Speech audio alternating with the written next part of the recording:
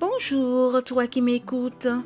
La méditation du 15 octobre a pour titre « Il est venu apporter la liberté ».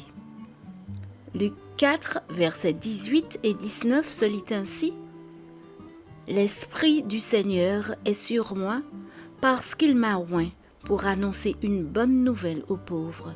Il m'a envoyé pour guérir ceux qui ont le cœur brisé, pour proclamer aux captifs la délivrance et aux aveugles le recouvrement de la vue, pour renvoyer libres les opprimés, pour publier une année de grâce du Seigneur. » Le 2 décembre 2010, j'ai eu le privilège de prêcher dans la prison de haute sécurité Due Palazzi à Padoue, en Italie. Laissez-moi vous raconter comment cela s'est passé.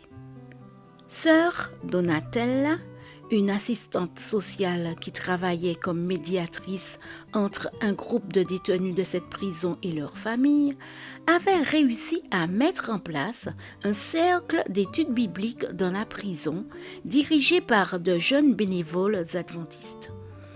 Parmi les premiers livres offerts par ces jeunes à chacun de leurs nouveaux amis, il y avait un exemplaire de l'édition de poche de mon livre « Rencontres inoubliables » que les jeunes détenus avaient beaucoup apprécié. Lorsque mon ami, le pasteur F, m'a invité à présenter une série de conférences dans la ville de Padoue et que les prisonniers ont appris que je serais dans la région pendant 10 jours, ils l'ont supplié pour que je vienne leur rendre visite. J'ai été heureux de le faire, malgré les procédures juridiques compliquées que j'ai dû suivre.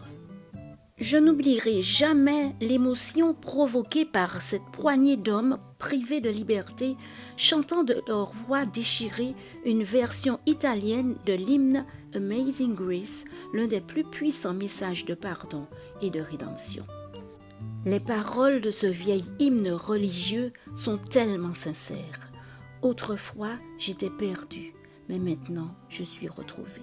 Composé au bord d'un naufrage dans une terrible tempête par John Newton, un marin associé au marché des esclaves, et publié pour la première fois en 1779, il est aujourd'hui probablement le plus célèbre de tous les hymnes chrétiens.